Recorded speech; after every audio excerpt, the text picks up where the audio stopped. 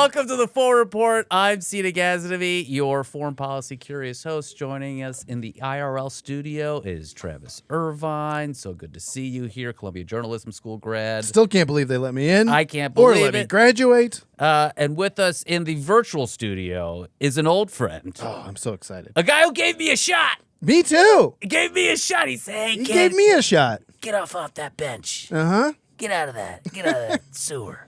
Come on over to Sirius XM." Wow, it's like my exact word. It's like I'm hearing myself. Yeah. Pulling Get out people of that out of the sewer and putting them Wow. on another sewer. John Fugelsang, the comedian, the author. You've seen on CNBC, MSNBC. Everywhere. Hey, he's the HuffPost, Daily Kos. He's got his John Fugelsang podcast. I mean, The Oath in the Office from Corey Brett Schneider and him. my They're God. doing it together. This is like the ghost of resumes past. Yeah, I love it. This is all over the place. You got all over. You got so much going on. Good. John, Yeah. Thank Hi. you so much for being on the show. Oh, I'm so honored you guys would lower your standards this much. It means a lot to me. Thank you. John, how are you handling Trump 3.0? We're all handling it, right? There's Yeah. a lot of comfort in knowing you're on the right side of history, isn't there? Once you just remember that they're trying to gaslight you and they want you to be panicked every day, you can also remember, I bet the people who had a sense of humor at the fall of Rome probably enjoyed it the most. So I think, once you acknowledge that remember we were kids and these old guys who defended Nixon, they were like, Nixon wasn't bad. He just got caught. And then we got older, and then they hated us because we were against Iraq War and Bush and Cheney, and they hated us because we said, hey, Bush and Cheney's economic plans are not going to work out too well. This is more trickle down. We can't sustain this with 2 wars off the books and a tax cut for gazillionaire. And they hated us even more. And then we were proven right, and there were no WMDs, and they hated us even more. Nowadays, you can't find any conservatives willing to defend Bush and Cheney or Nixon. In 15 years or less, most of these guys will deny they ever voted for Trump at all beyond 2016. I mean, Dick Cheney's probably sitting there saying, I've waterboarded how many people? And I this know. is the thanks For I this, get? this is it? This is the thanks I get? That's right. I'm Cheney's supposed to all be the big. national ghoul. I'm the national ghoul. Oh. Yeah, I'm Darth Vader. Hold on. Oh, I know, but I mean, can you imagine a presidency that gets us on the same side as Liz Cheney, Harvard University, the Catholic bishops, and the Wall Street Journal? Good God, gentlemen. Good Wow. God. And Look the who you're number in of bed times with now. when Right. we say on this show, Tucker Carlson's really making a lot of sense right now. That's when you know it's over. Get out your bow ties. We need a cold plunge before and after the show when we Yeah. say things like that. We don't like it. I also want to say, I'm remiss to say, and I'm sorry I forgot to say this up top, but you have a new book coming out. When this episode drops, we're pre-recording it. It's coming out in September, but it's going to come out after this show airs. Oh, look at that. Come on, get it close. Get it. You got to work with my... Get it. I don't even have a green screen. There it is. It looks I great. love It's the dramatic text. red, folks. Dramatic crimson.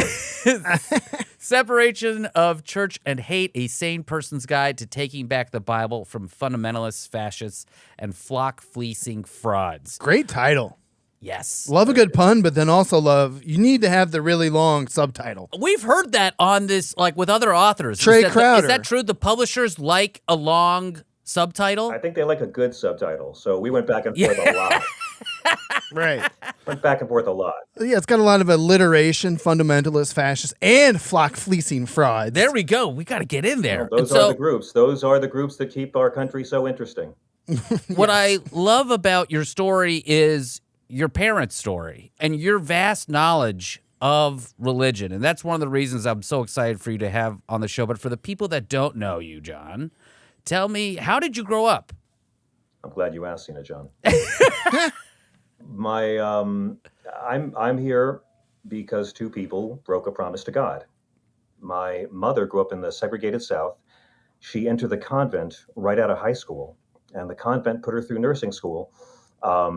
She ceased to be Mary Margaret, and she became Sister Damien. This was a few years before The Omen, so she avoided a lot of jokes, but it would have been hilarious. The convent put my mom through nursing school and then sent her off to Africa to work with lepers in the jungles of Malawi as a nurse. But first, they briefly stationed her in Brooklyn, New York. My father was a Franciscan brother. He had finished high school and had been working at the Brooklyn Fish Market. And after losing half a finger as a butcher, I think celibacy seemed like a step up for him. So he became a Franciscan brother. He taught history to Catholic boys and wore the brown robes and the rope belt and walked amongst the people like the lost Jedi of Flatbush.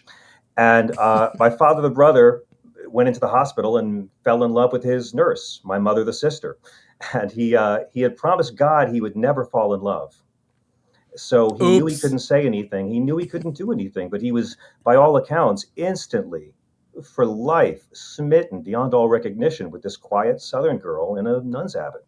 So she went off to Africa. He wrote her letters every week about what was going on back in America, all very, very innocent.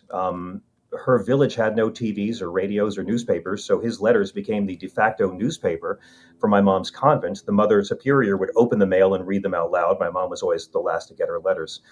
Eventually, she came back to America briefly, and my dad, more or less, the short version is he convinced her to leave the convent and go on a date. Um, the first time he told her he loved her, she kicked him out of the hospital. It was a big, long soap opera. And that's not what this book is about, although that is featured in the beginning. That's how I came to be. And my parents raised us to be progressive, free-thinking Catholics, which is why I do stand-up, because I can't afford the therapy I actually require. I grew up admiring Jesus the way anybody admires mom's first husband, but I've come to view Jesus the way I view Elvis. I love the guy, but the fan clubs freak me out. Yeah. And with Jesus, I was always taught as a kid, my parents were big social justice Catholics. My dad had pictures of Gandhi all over the house and MLK and Dorothy Day, founder of Catholic Charities.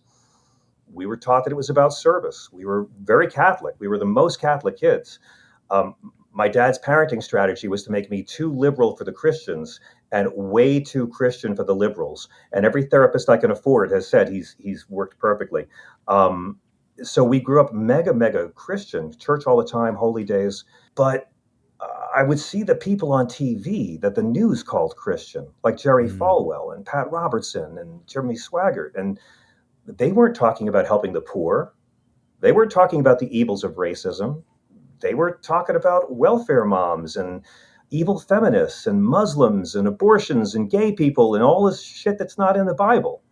And I think a lot of people who were raised in a Christianity based on service and love have grown up to find the religion's hijacked by this mean, destructive, racist little tax-free clique. And then, in fact, it always has been hijacked by them. I remember doing your show so many times, and I always resonated with the fact that the whole time you grew up with this great religious education, you still had such a strong sense of humanity and who Jesus was, and he was this he's like a liberal guy at the end of the day. Is that who Jesus was? Was he some sort of Grateful Dead hippie? Well, there's a couple schools of thought on that. I mean, Jesus is whatever you want him to be, first of all. The Bible's a mirror. So whatever you want to see in it is what the reader will see. If you want to see love and forgiveness and empathy for all of humankind, it's in there. It's in the Jesus parts. If you want to see control of women, hatred, fear, rape, violence, that's there too. Jesus was a peaceful, radical, nonviolent revolutionary who spent his time around lepers, hookers, and criminals, never spoke English, was not an American citizen. He was anti-wealth, anti-public prayer, Matthew 6:5, motherfucker, anti-public prayer, never once anti-gay, completely anti-death penalty, never once anti-abortion, never mentioned abortion, never said governments should force people to be pregnant against their will, never said governments should force child rape victims to carry their attacker's child. And he was a long-haired, brown-skinned, that's in Book of Revelation, fuck you Left Behind books, brown-skinned, homeless, community organizing, unarmed, anti-slut shaming, Palestinian, liberal Jew, if you believe what's actually in the Bible. Wow. And you're very familiar with that context too. I mean, Yeah. John quotes the Bible probably better than a lot of these preachers. I did just want to jump into, when do you think, for our younger listeners, when did the Republican Party and the conservatives kind of go that route of losing sight of the compassionate conservative, right? Was it the Southern strategy of Nixon, I feel, in the early 70s, and then that just gave full rise to the evangelicals and the Honestly, Reagans of the 80s? no, I take it back to the Roman Empire. Honestly, Wow. Oh, I wow. take it back to the Roman Empire because I think the whole history of the religion, okay, you got Christ, right? This groovy guy. I wouldn't call him a hippie. That implies he's kind of passive. He's not. And he is conservative in some ways. He's a very observant Jew. You know, he goes to temple, he observes Passover. He's not trying to denigrate Judaism. He's being this radical reformer of Judaism. He dies, and Paul takes over and starts developing hierarchies and writing it all out. Rome takes over, and suddenly Christianity is no longer this little persecuted class. Suddenly it's a big, powerful imperial religion with the power to persecute others. And Paul's narrative stuck because Paul was a Pharisee and a Roman citizen. So while all of Jesus's friends were getting beaten up and murdered by Paul's buddies back home, Paul had a lot more latitude to spread his version with all of his uptight feelings about women and gay people that didn't come from Jesus, and that became the official religion. So when the Roman Empire takes over the whole thing, that's when you see it split into two groups that I call the Christians and the Christ followers. And the Christ followers are the people who aren't necessarily Christian, but they follow the teachings of Jesus. And the Christians are the ones who do a whole lot of bad stuff. So the Christians do the just doctrine of the Crusades, and they're slaughtering people for land. And it's the Christ followers like Saint Francis who quit the war and preach nonviolence. The Christians do doctrine of discovery to go colonize these lands. Columbus is slaughtering people in the shadow of the cross.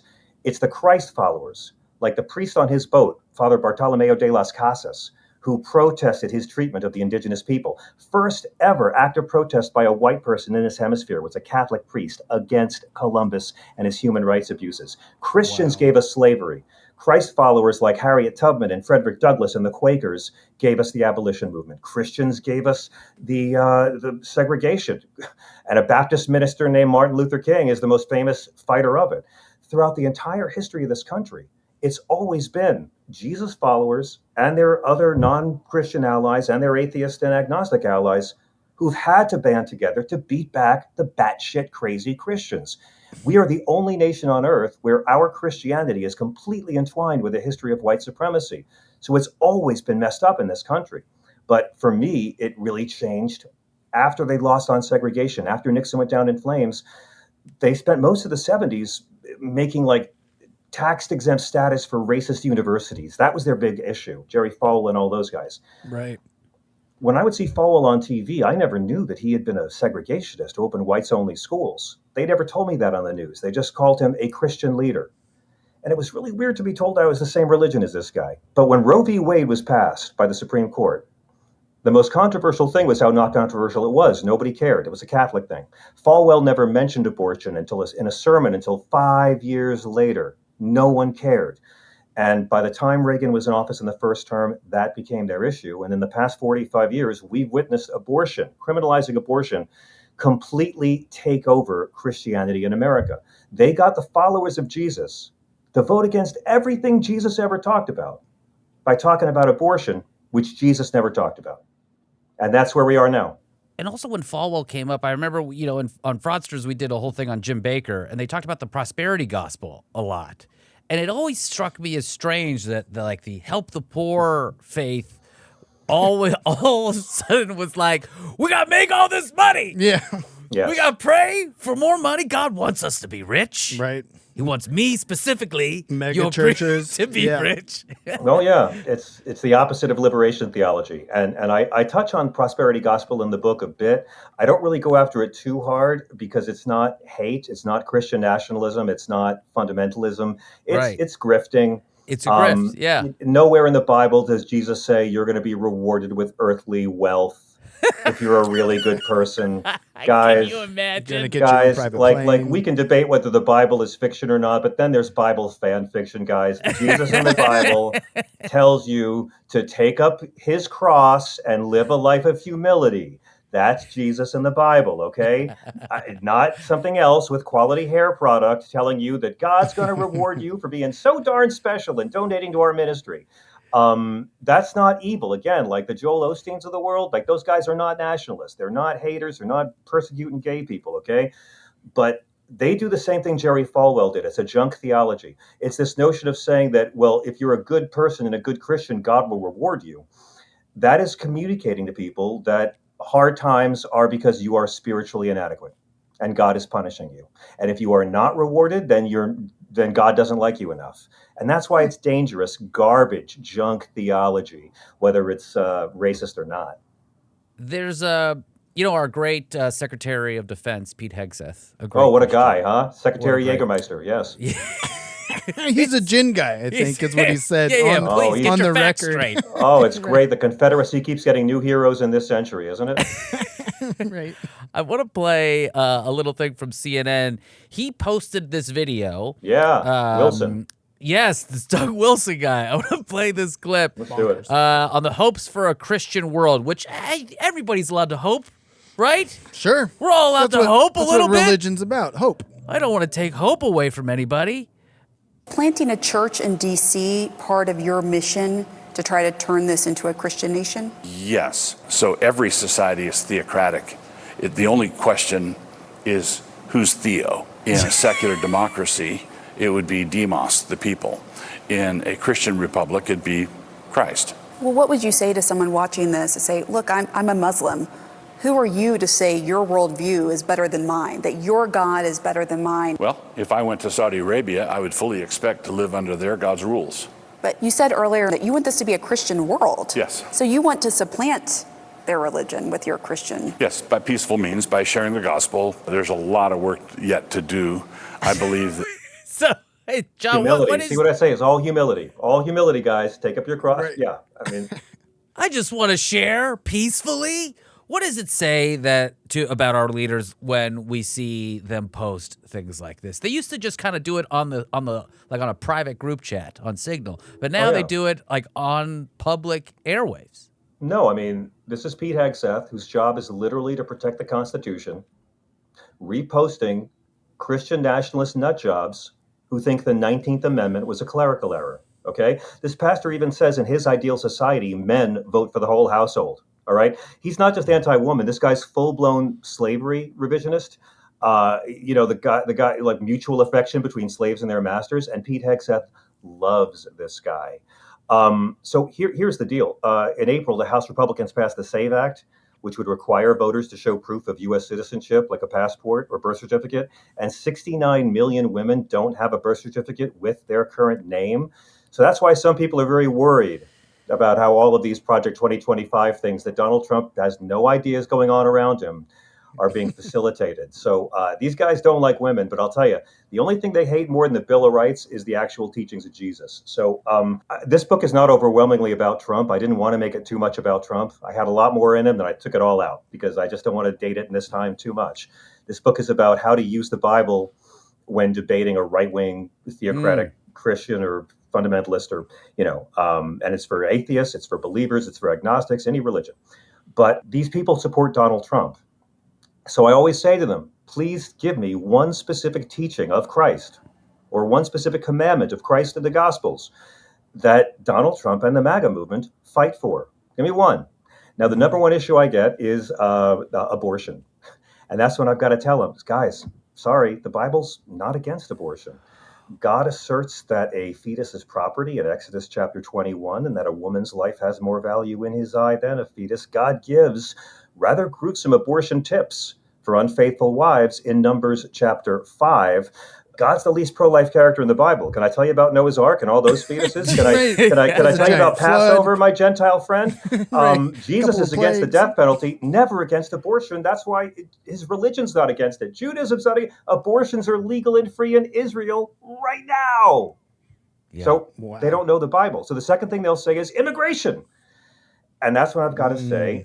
Actually, the only commandment on immigration in the entire Bible, Old and New, welcome the stranger. That's it. That God doesn't give a rat's ass about our invisible lines in the ground. Welcome the stranger legally. Okay, legally welcome the stranger, Legally. but what does that? Where does that asterisk appear? Because God in the Hebrew Scriptures says unambiguously, welcome them, treat them as one of your own, don't take advantage of them ever, never mistreat the stranger living among you. And then Jesus, you think, how does he take that a step further, right? How you go deeper than that? How you be more woke than God, Jesus? Matthew 25, judgment of nations. Jesus says what's going to happen at the end of the world, and he talks about the people that are going to live and the people going to hell. And Jesus talks about, I was hungry and you did not feed me. I was in prison, you did not visit me. I was a stranger, you did not welcome me. When did we not welcome you? When you didn't welcome the least of these, you didn't welcome me. So Jesus says in Matthew 25, it's like his memo to the Heritage Foundation, the individuals and nations that are going to heaven are the ones who take care of the poor, take care of the sick, welcome the stranger, and are kind to those in prison. Nothing about how much money you give your church, nothing about how loud you scream at women outside clinics.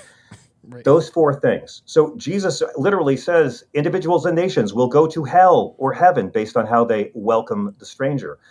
So my question is, and I said this to Scott Jennings on CNN 2 weeks ago, I said, why should I listen to you and Donald Trump instead of Jesus and God? Wow. And what did he say? He said, I am Jesus. He said, we're not a theocracy. We're not a theocracy.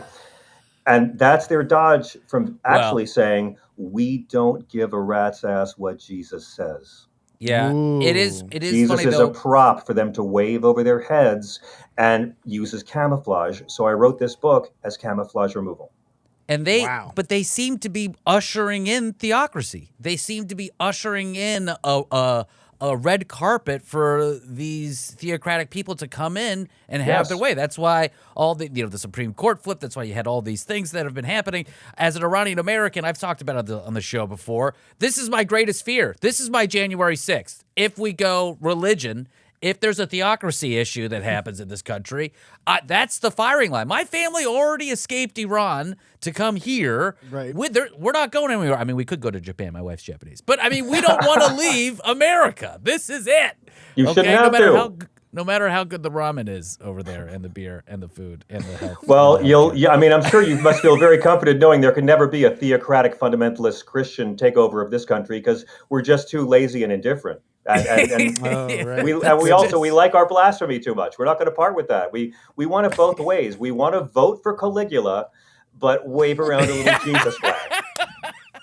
That's what we want, and that's Trump Christianity, taking a gigantic dump on the Bible behind a shiny gold cross. I knew this. This is so great. I love having you on, John. Let's take a quick break. You guys, let's do this. Let's do this every week. Hey. So the book is Separation of Church and Hate, a sane person's guide to taking back the Bible from fundamentalists, fascists, and flock-fleecing frauds. I'm going to make this a little tongue twister that I read to my kid. Please. In the evenings. I think this book will be great for kids. Do it to the 4-year-old. Do it to the 4-year-old. Start getting them ready for therapy now. He needs to get into it. Daddy goes several times a week. All right, let's take a quick break with John Fugelsang, Travis Irvine. I'm Seena Ghaznavi. We'll be right back after this. Welcome back to the Ford Report. We're on with John Fugelsang. His book is The Separation of Church and Hate, a sane person's guide to taking back the Bible from fundamentalists, fascists, and flock-fleecing frauds. I'm going to get that faster. Really catchy. Flock-fleecing frauds.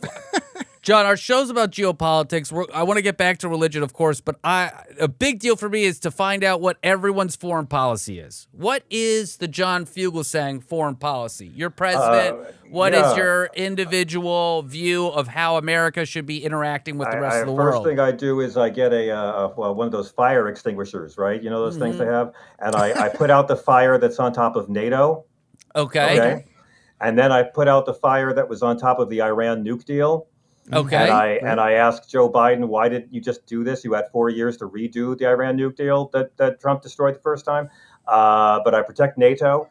And in terms of foreign policy, I restore USAID and I double its budget by a very mild tax on billionaires because there are literally millions of people who will die because of these cuts. Have died already, yeah. And hundreds of thousands have already died of these cuts because of pro-life people voting for billionaires to enrich themselves and they don't understand U.S. soft power.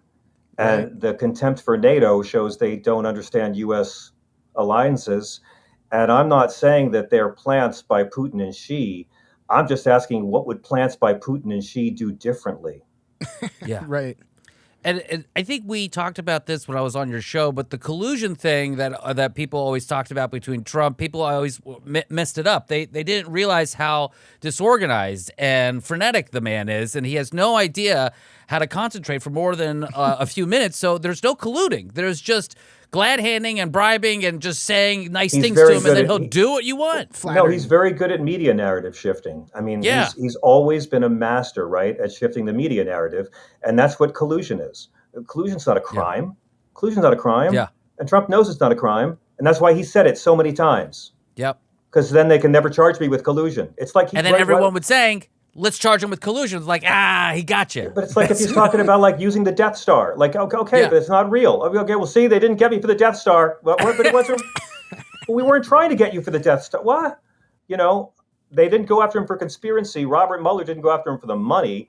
And again, stay healthy, guys, because everyone's got to take better care of themselves. Okay, watch the partying and the drugs and the wheat and the dairy and I'm not saying cut it all out, but just do less because you want to be alive for Trump's funeral. Because then you get the sound of 10,000 NDAs flying to heaven and all this garbage comes out, and you get to spend the rest of your life gloating over your racist cousin, and it's all coming out, folks. So please, and you want to be there for his funeral anyway. I mean, imagine it's the casket's going to look like Liberace's piano, people. I mean, come on. You want to watch Trump's funeral for the pallbearers, fucking Kim Jong-un and Ron Jeremy and Frank Stallone probably, and Joe Arpaio and Melania. Jeffrey Epstein. Melania's bringing a date. Melania's bringing a date. You want to see that, so stay healthy.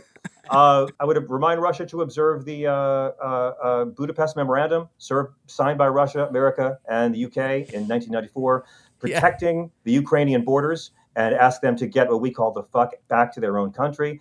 And then I would point out that to Americans that followers of Jesus are commanded to love Palestinian people as much as they're commanded to love Israeli people. And I would go to Palestine and Israel and say, guess what? The world's really tired of this. Palestine, y'all could have gone the Gandhi route. Israel, y'all could have gone the decent route.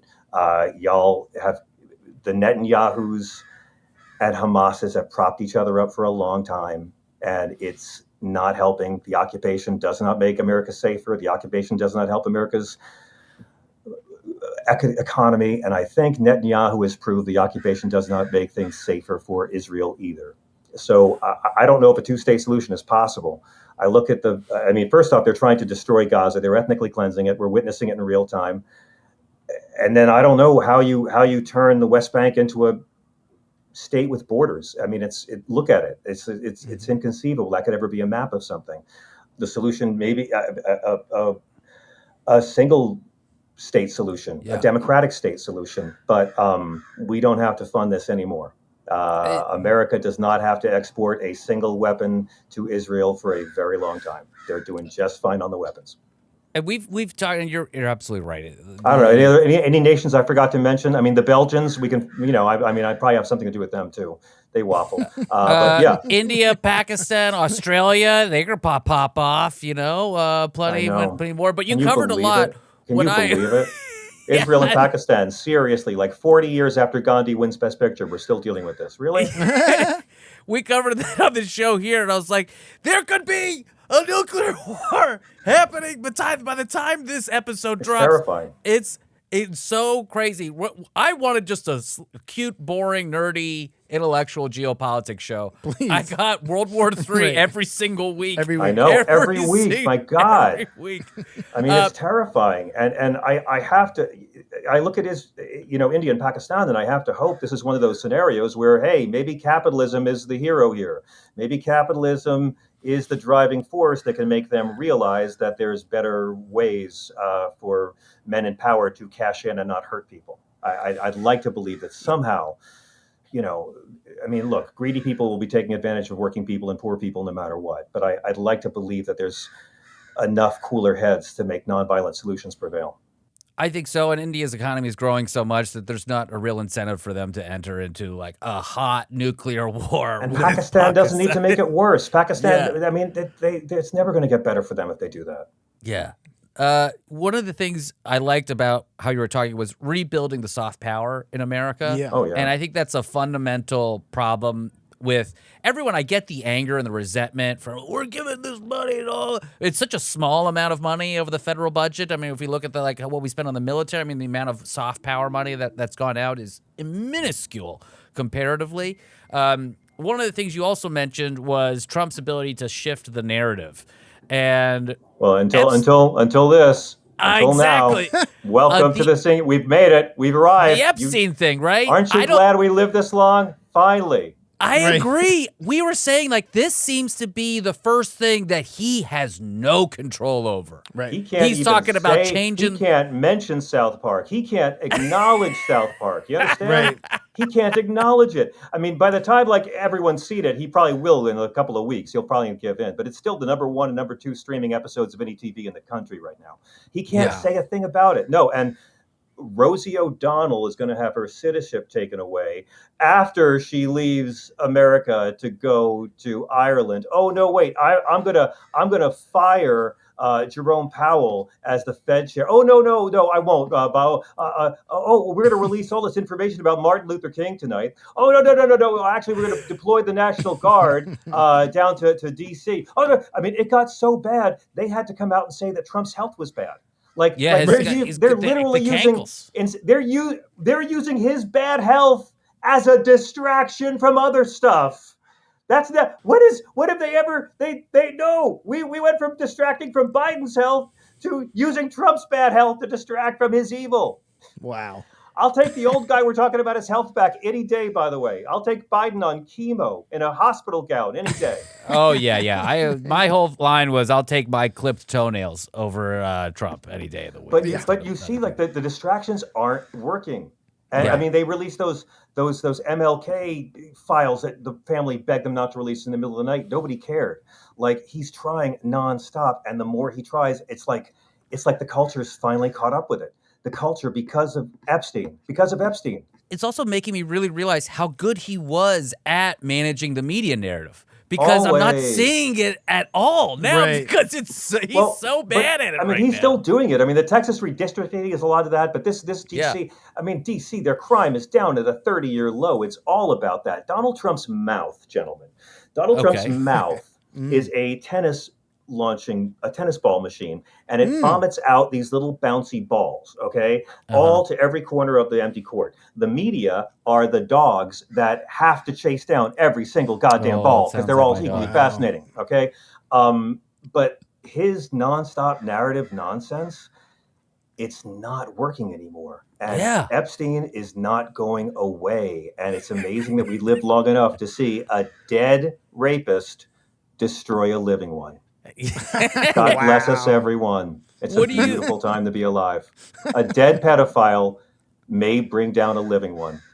Folks, Incredible. It's we've August. always known karma had an elaborate third act. We know. Yeah. I mean, like, I always thought Last Scene of Scarface, but karma might have something much more balletic in its mind. I don't know. We're in August now. It's like what 8 months in of his presidency. Yeah. Next year will be the midterms, and then we have the presidential election. John, who do you like for the Dems for the presidential election? Do you have a leading person that you think is pushing back against this administration enough that they could make a run for it, or do you? No. I don't even want to, I'm not even thinking about it. Every night on Sirius XM, we talk about it, but I don't think I'm not going to care about that until we get to January of 2027. And once that smoke clears, we'll start to get a sense of the 400 Democrats who will be throwing their hat into the ring to run for president, and many unexpected superstars will emerge. Many tried and true favorites, and many fresh faces, and many new people, and some will go on to media careers, some will go into cabinet positions. It's going to be a whole industry. A lot of debates. It's going to be 2 tiers of debates like the GOP were back in the day. I think for the next 15 months, the Democrats who promise accountability, the Democrats who are willing to come out and say, hey, Trump cabinet, make all the money you can now. loot as much as you can from the Treasury now. Because January of 2027, the Constitution's back, law and order's back, accountability's back. Your hands are going on Bibles, every one of you, and on camera.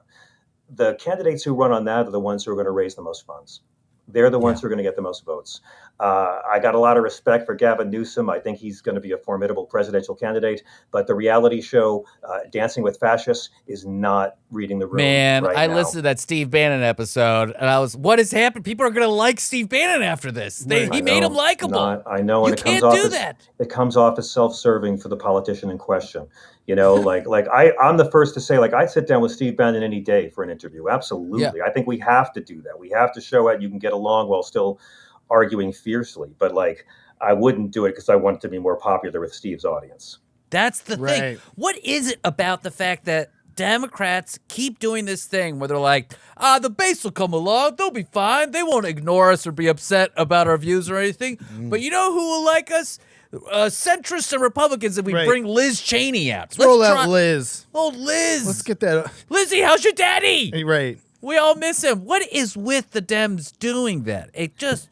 I had Democrats I know say to me, I like this Liz Cheney. I'd vote for her. And I'm like, Liz Cheney thinks billionaires have it rough. The Iraq war was swell, and she wants abortion to be illegal. Now, I got no problem with the Democratic Party being a big tent, and I think that's how they have to sell it more. That you can have everything from anti-abortion Democrats in Texas to fucking Rastafarians in this party. Like you can have so much ideological diversity in this party that you don't need a Republican Party. They can go that way to do it. I think it's great that Jeff Duncan, the lieutenant governor of Georgia, just converted to Democrat, even though he's a conservative, and he's going to stay a conservative. Listen, the only thing that helps us beat back these rat bastards is coalitions, and sometimes that includes sane conservatives. So I'm not into chasing people away. I get the idea about how you're going to have to make it a bigger tent. Having said that, you need to inspire people, and the candidates who fight the hardest and who go not after just vague Trumpism, but who actually go with policies that inspire, that could change our life. The Democrats who run on more than just not being Trump, but go on big, bold, get people talking about what this guy wants to do. Yeah. Once you're in office, they won't let you do it anyway. So why not run big and see where the country's at? Get people talking about what you want to do for them, and get people talking about accountability. Those are the ones who are going to win, not the ones who are out there playing kissy face with John Cornyn. Right. I mean, I think of Bernie Sanders right now doing his anti-oligarchy tour. He was just in West Virginia in front of a sold-out And name a Democrat crowd. who's been a better fundraiser for the party than Bernie Sanders in the last 10 years. Exactly. And he's going to these red states and getting these huge crowds of working people across the political spectrum. I mean, is there, obviously, I would venture to say that finally, maybe by 2028, Bernie would be too old because he was too old in 2016. Yeah, he's not too old, but yeah. But at least his ideas, though, do you think he's never been too old? He's never been too old. Right. He's in great shape. His ideas are, mostly the same kind of capitalism our foreign allies enjoy. Honestly, put all of Bernie's speeches into a little large language model. Throw Hey Gen on top of it. If it's just giving me what he hasn't changed his talking points. No, he hasn't. His views in 40 years. In 40 years. If you go back, there's a great supercut of him talking in Congress in the late 80s and stuff like that. It's the same speech. So we're talking about the difference between liberals and Democrats, right? And that's how it's always been. And I think the problem is when liberals and Democrats fall into this little trap that I call, fuck you for only agreeing with me on 85% of things. Yeah. Right. And that's how you get Muslims in Dearborn allowing Donald Trump to pursue ethnic cleansing in Gaza. Because I'm sorry, I'm not a Democrat. I've never belonged to the Democratic Party. They are not anywhere near as progressive as I'd like them to be. I'll talk about their shortcomings all day. But I mean, if you're in a swing state, you got no excuse. I'm sorry. They're the only game in town. And on issues of Christianity, if I can bring it back to the book for a shameless plug again, I'm not saying the Democrats are in league with Jesus, far from it, but the Democratic Party policies on everything are light years closer to the actual teachings of Jesus than Trump-era Republicanism, which is the junk-wagging opposite of everything Jesus teaches. Don't be afraid to ask your Republican friends or coworkers or whomever, Why should I believe that Trump supporters care about the actual things Jesus said? What is the thing that people see in the modern Republican Party that is aligned with what they think Jesus taught or what they think Christianity is? Them being in control. Oh. That's it.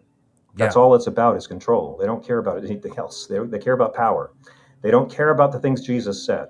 Donald Trump didn't seduce the evangelicals by promising to fight for the things Jesus talked about in the Sermon on the Mount or in Matthew 25. Donald Trump got them by playing into a persecution narrative. He got them by saying, oh, Christians, you've been so put down upon. Your Christianity under siege. I'm going to fight for you. I'm going to fight for you. Never, I'm going to fight for the things our Lord told us to do for the least of our people. Yeah. I'm going to do what Jesus commands us to do and help the poor. I'm going to welcome the stranger because Jesus commands us. I mean, it sounds ridiculous, right? Like, who would ever say to Christians, I'm going to tell the rich, you have to render unto Caesar and pay your fair share of taxes, and I'm going to stop executions as Jesus commands in John chapter 8, unless you're sinless, and then you can still do it. I'm going to welcome the stranger.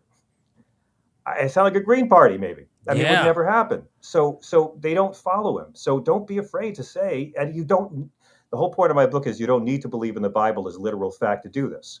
These people are trying to take over your government. They're trying to take over your local school boards using a book they don't believe in. They don't follow it. And most of the time they are counting on the fact that you haven't read it either. So this book is camouflage removal is what this is. Because nothing they fight for on the right is a teaching of Jesus. Nothing. But they'll use him as a prop. Jesus isn't anti-gay. Bible's not anti-abortion. It's all about poverty. It's all about helping the poor. And so bringing it back to Bernie, how funny it comes back to another socialist Jew 2,000 years later. Right. But I mean, not only is single-payer healthcare smart economics, it's smart Christianity. And it's smart citizenship. These guys are afraid of socialism. You guys are smarter than me. You know what happens. The uninsured show up at the emergency room. And the local taxpayers foot the bill. That's the socialism the Republicans are fighting for. Yeah. Right. And why are the Democrats out there with this message? I don't know. No, they're busy doing a very Who do you guys like for president? I know you've talked about it. Who do you like for president?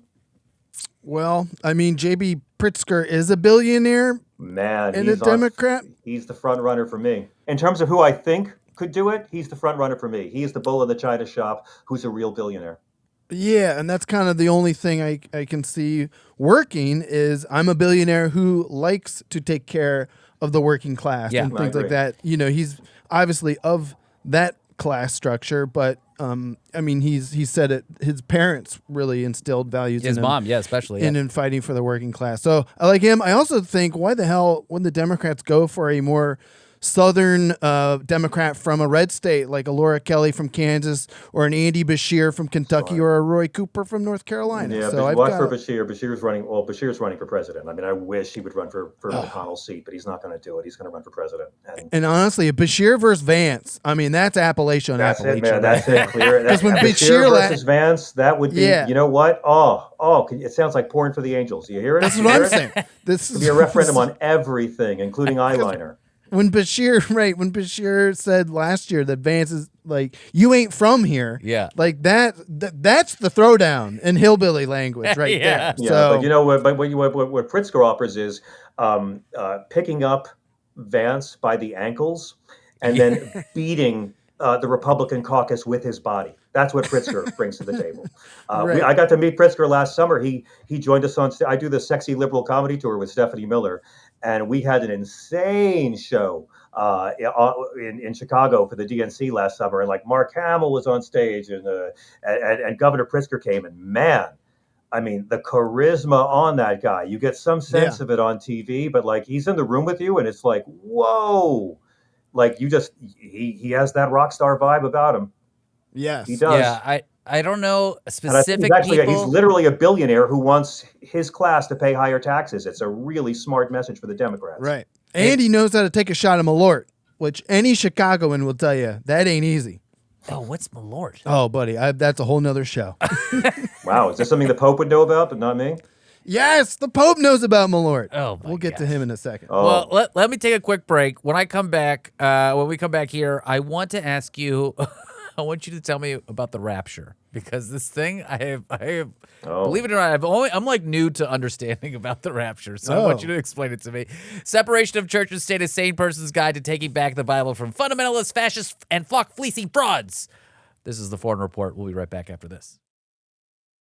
Welcome back to the Foreign Report. I'm Seena Ghaznavi. Travis Irvine. John Fugelsang is in the virtual studio with us. The book is The Separation of Church and Hate: A Sane Person's Guide to Taking Back the Bible from Fundamentalists, Fascists, and Flock Fleecing Frauds. Whoa! Look how fast he does it. Look at that. Look at that. Rolls off the tongue. That was good. You're not speaking in tongues. You're just Oh, speaking. Look at that. Rolling off the tongue. Now do Moliere. Okay. I'm so excited about this. I learned within the last couple years about the rapture. I go on Karen Hunter's show, also on Sirius XM, and she talks about it sometimes. And black people are pretty religious. I've also learned that. It's like there's a lot of like religious talk and it goes over my head. And so eventually I was just like, can you just explain the rapture to me? And so John, I want you to tell me about the rapture and tell me why all these evangelicals are obsessed with Israel. Okay, so some of our fundamentalist friends, with a premillennial dispensationalist bent, believe that a literal rapture is going to come, where the true Christians, right, are going to be floating up to heaven, and the remaining humans will face the tribulations. The book Rapture never appears once in the entire Bible. That was written by a British pastor, John Darby, in the 1800s. It is Bible fan fiction. Okay, there's the Bible, which we can debate over whether it's fiction or not, and then there is Bible fan fiction.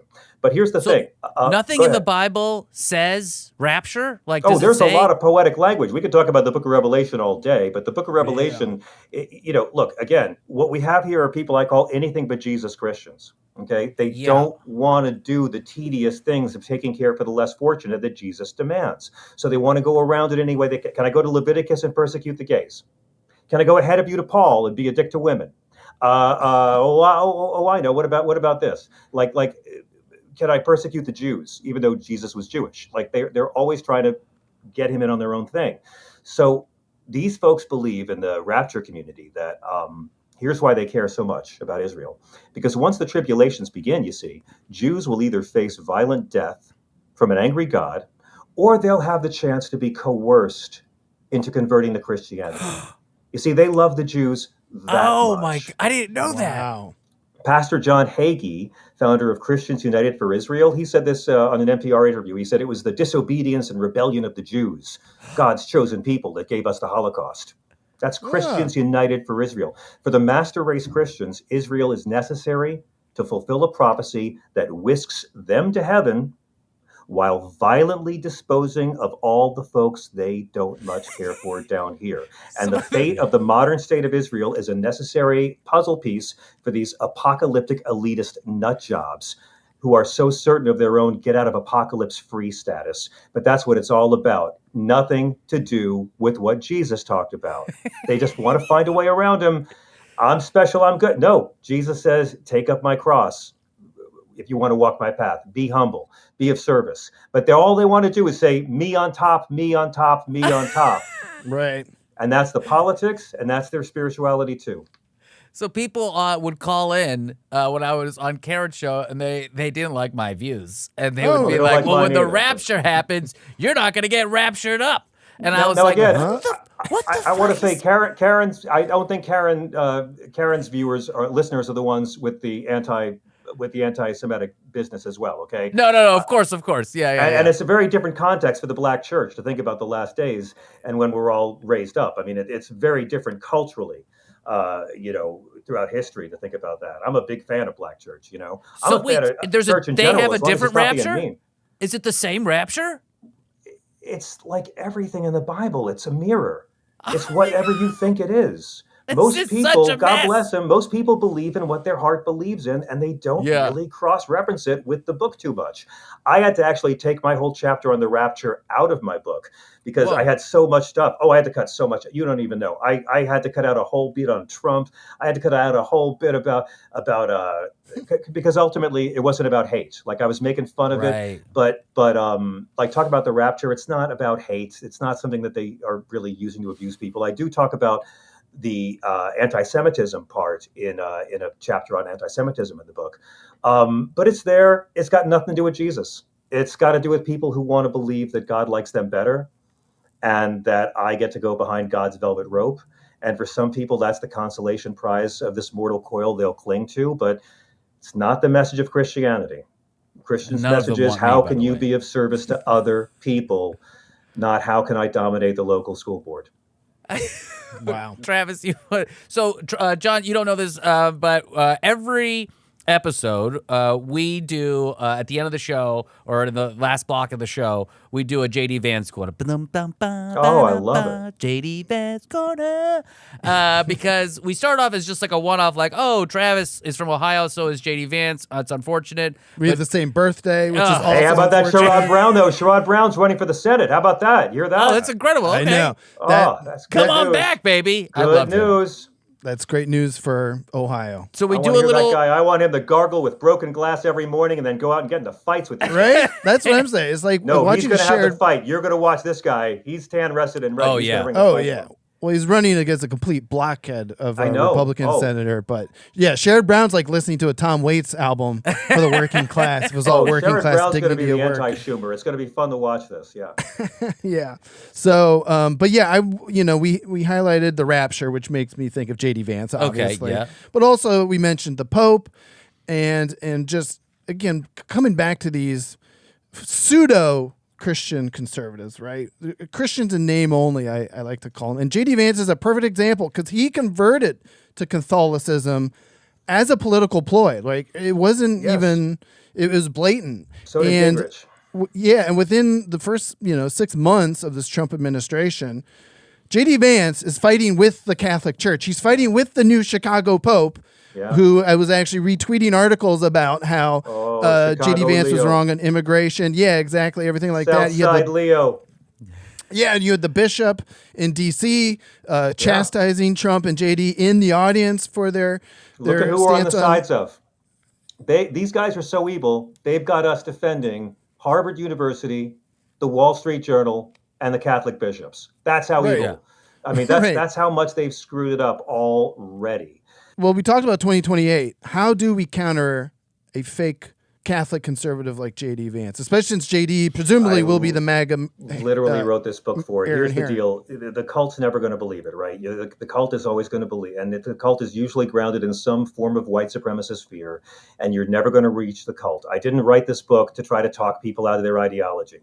Although I do believe that, yes, gradually it can happen. We've all witnessed a lot of people talk, a lot of parents and grandparents out of a lot of homophobia in the last 30 years. I know people can grow and our hearts and minds can get bigger.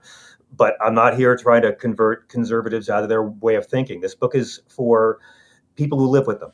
We can't hate these people.